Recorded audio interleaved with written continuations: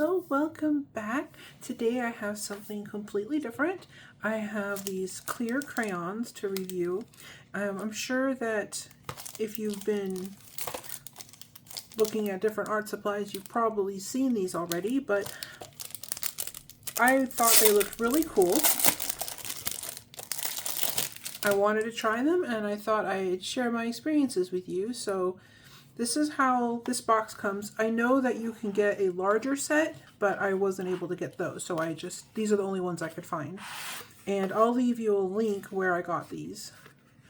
So this is what you get in the set. There's 5 and they're definitely clear. And underneath on the tray, they have the color there so that you can see where they go when you put them back in the box, which would be really helpful so that you're not accidentally cross-contaminating the end of your crayons.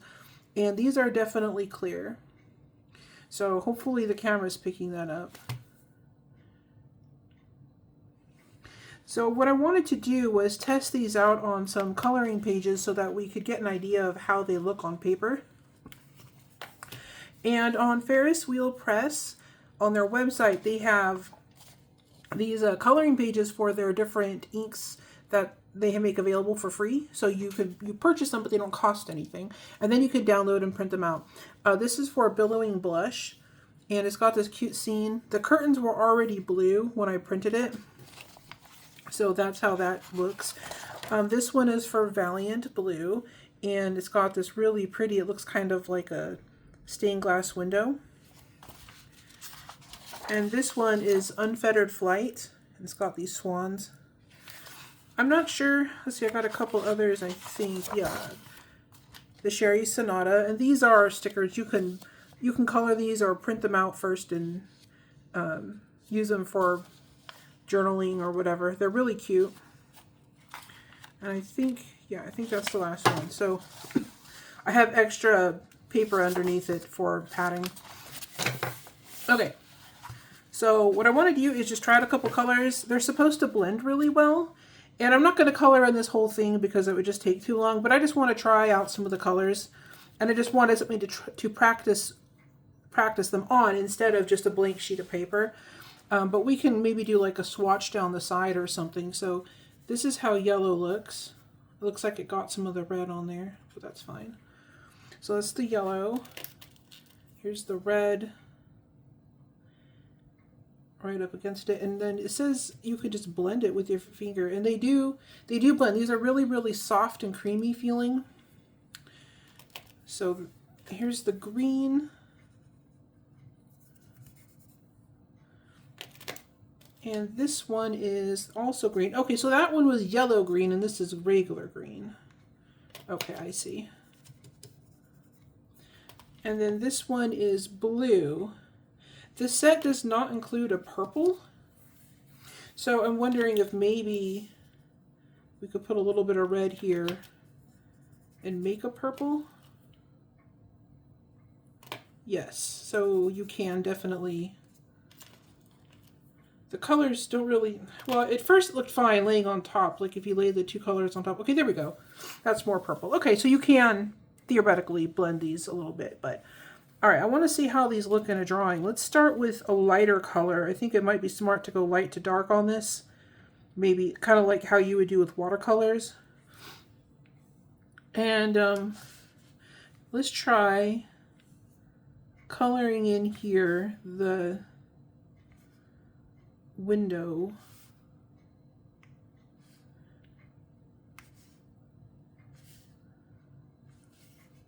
So the only issue I could see is since these aren't pointed, you have to use the edge of the crayon to do any kind of detail work, and that's fine. I don't know if that's showing up. That's how it looks so far. And not sure what else. There's some flowers on here. Here's like a rose, it looks like. And let's see. You know what we could do? Here's this red. Let me see if I can find another flower. I'm thinking, yeah, here's another flower. Maybe we could do some color like over the top like that. So we put a little bit of red down over the yellow, see if we can get kind of an orange. And that kind of seems to work. So this drawing, probably I should have zoomed in and made it a little bit bigger so that the details wouldn't get muddy. But it still looks really cool. And then here is that yellow green. And what I want to do is color in some of these vines here. There's another flower. Okay, so just doing the vines around those flowers a little bit. And then going over them with the darker green in some spots. Let's see if that even shows up.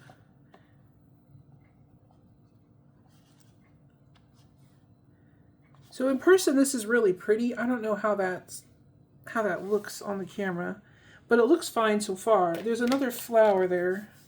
Couple flowers. I'll color those in red. And some more leaves right here.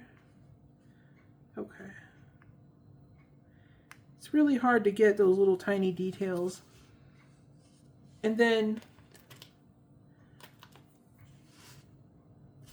maybe we could try coloring her dress blue. I know the curtains are blue, so she might kind of disappear, but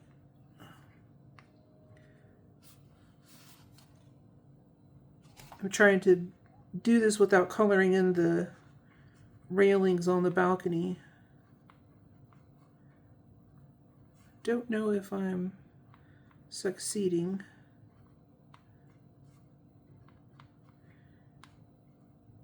Okay. That wasn't too bad. Looks like she has sleeves. There we go. Okay, so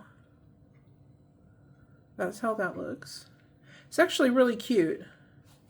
And I like that because these are clear, the lines in the artwork is very easy to see. So the outline, the black outline that was printed, you can see that clearly. This is not covering that up at all. And there was something else I wanted to try because the detail work is so difficult to see. I'll be right back when I get something. Okay, I'm back. So I don't know if you can see, but right there is a little speck of green that I didn't want on there. And it looks like this will lift it right off of there. So we'll do that. And let's see if there's anywhere else. Yeah, right here.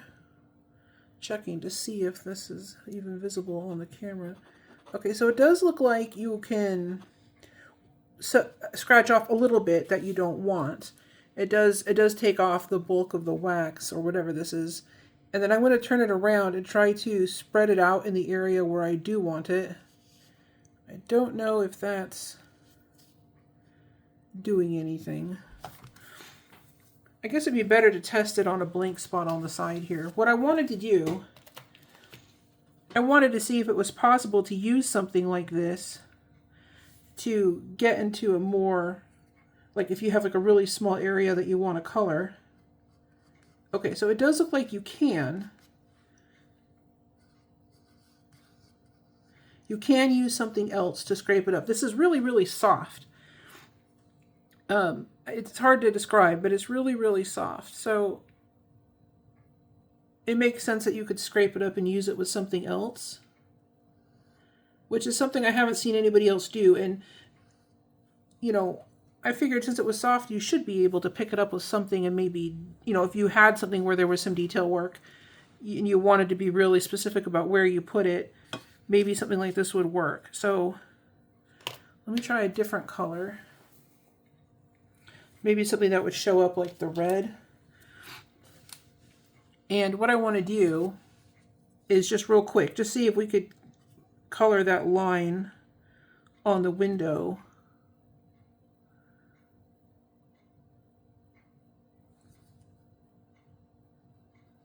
Okay, so yeah, actually, this looks like it might be working. So I guess if you did have a very specific spot where you wanted to put down color and you didn't want it going everywhere, in theory, you could use this idea. but I will say it's kind of fiddly, and probably you wouldn't want to do more than just one small area because this would take a long time. But at least it's possible. Let me see if I can, yeah, right there. Hopefully that shows up. So yeah, you can, if you want to be real specific about where you're putting the color down, that does work. So that's good to know, because these crayons are really, really pretty. All right, I'm going to clean this off. All right, and we're going to try something else. I want to do this stained glass. And I know that, you know, obviously we would need to put a lot of very specific colors down, but I want to try doing it a little bit different. I want to try maybe coloring in large areas and then blending out and see if we get a neat effect. Let's stick with just those two roses for now. And then these feathers here, we'll make those yellow. And then we'll put the blue. Whoops. Actually, maybe I should think about this. Maybe the yellow should go all the way around. I don't want to make it look muddy, is what I'm thinking.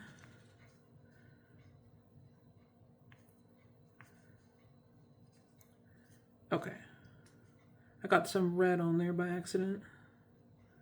Try and, I guess we can use this to fix that. All right. Okay.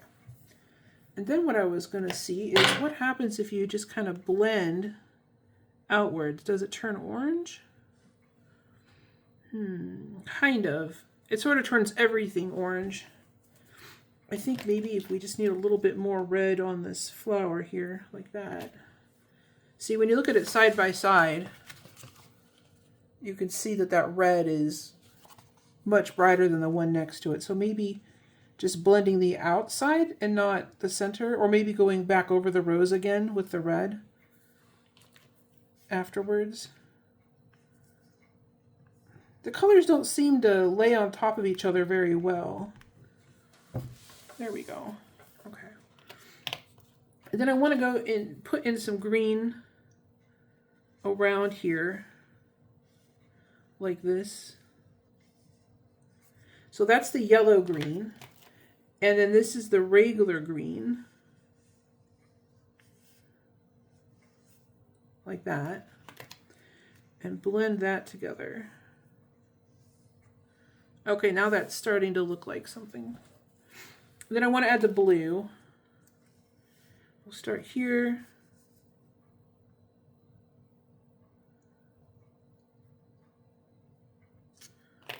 All right, just blend that. So what I'm doing first is I'm smoothing the blue down, because you know when you color with crayons you get those little bits of wax that kind of come off the crayon. I'm smoothing those down first and then blending it with the previous color. All right. All right, so the blending is really pretty. And since you can see the lines, the black outlines, very crisply through the colors, it looks like, it doesn't look like the lines were put down first. It looks like the colors were put down first and then they were outlined. So that's kind of nice. That gives it a really nice effect. Trying to smooth out some of those bits there. Okay. So hopefully the camera picks up these colors. They're very vibrant and very beautiful. Definitely recommend these for this kind of coloring. I don't know, I'm trying to think of how else you would use this, but for now this is what comes to mind. You could use this for, you know, journaling or making cards or something. I'm going to set that aside for a minute, possibly come back to it. I want to try this, because this one, I'm not even really sure, because this one should probably stay white. But I want to do like a blue sky, so maybe I'll just pick a section and then, or actually, yeah, I guess that kind of, well, I want to make the clouds blue, that's the thing. Let me just color in here. What I'm thinking is where the shading is down here at the bottom of the clouds, what if we put some blue there and then blended it up into the rest of the cloud. So this is one cloud here. And I just put the blue down here where the shading was. And then I'm going to blend that upwards into the cloud. I guess you could use any color in theory, but yeah. Let's do that around the rest of the cloud here.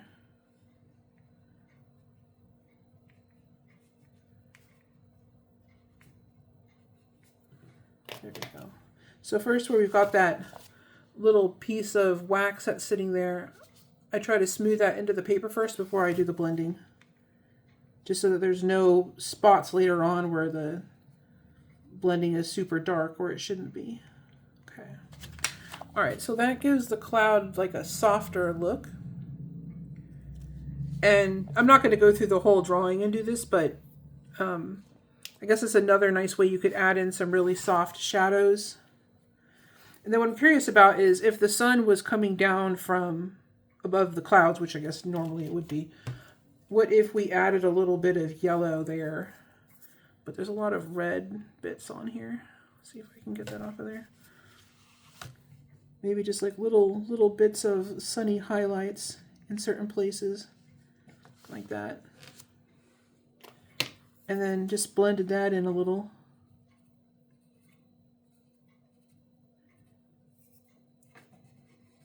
Just kind of soften it up. There we go.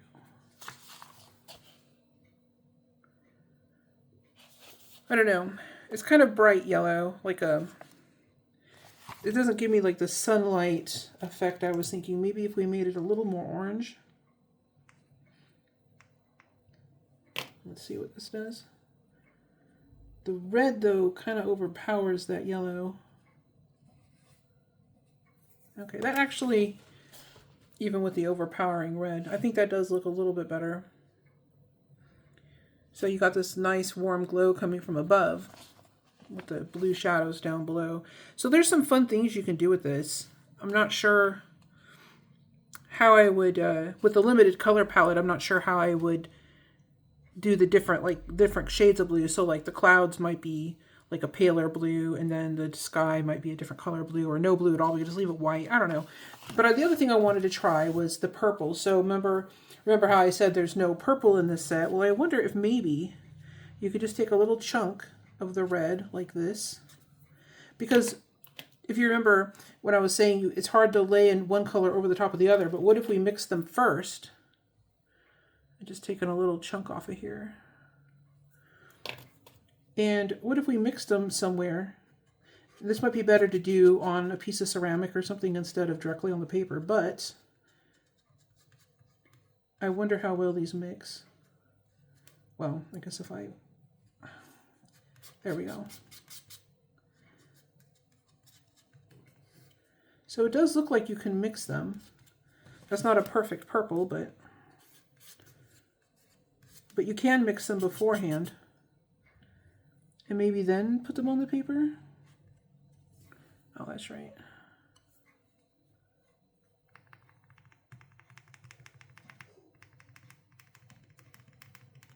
Maybe in some of these darker spots.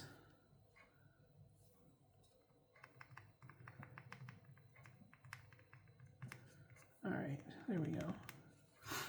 And right underneath here, whoops. There we go. All right.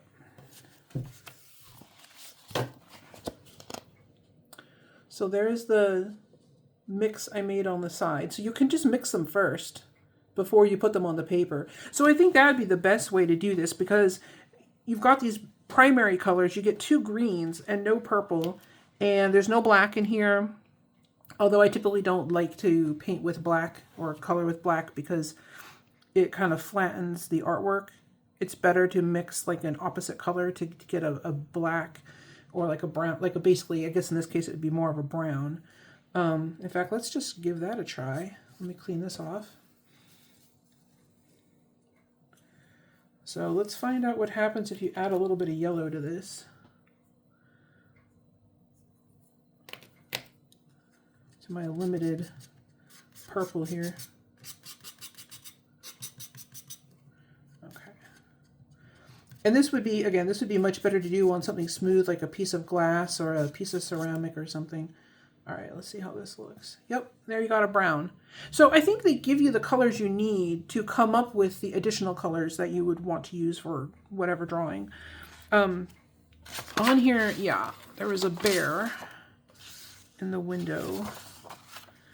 What if we tried putting this brown on the bear? Okay, yep. That does it. That looks good. Okay. So yes, this you can definitely mix the colors very easily. This is very, very soft and easy to mix. And then you just have to pick up the color and put it on your drawing. And if you're doing a larger area, like this little tiny, tiny drawing of the bear, I'm using this because I think my fingers are just too big and they'd get the ink not the ink, the crayon everywhere. But if you have smaller fingers or a larger drawing or something, like with less detail, you could easily just pick this up with your fingers and color it directly on the page.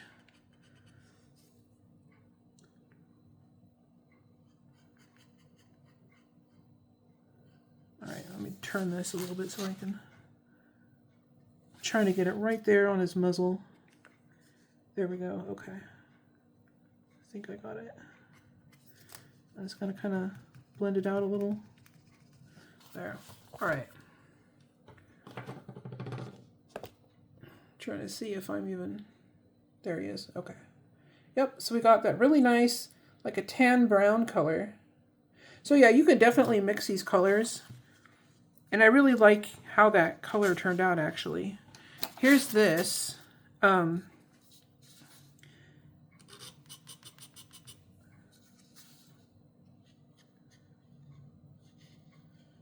Maybe brown on the cat.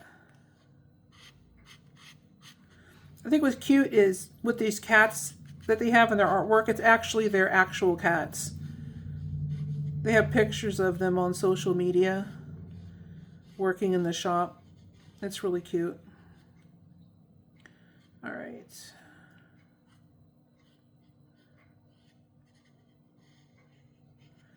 Let's smooth this out.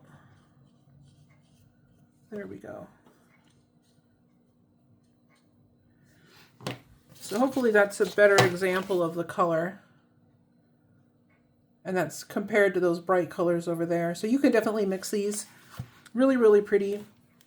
And since we're back onto this page here, I'm thinking we can maybe make that purple. I'm trying to get all this crayon off my hands here. So let's try putting, we got this blue here. And actually, let's just try mixing that. Well, we already, yeah, let's mix the purple here like we did before. Because my thinking is, I mentioned how we could just put it directly on the paper. You could just put it directly on the paper with your fingers, and I just want to try that out.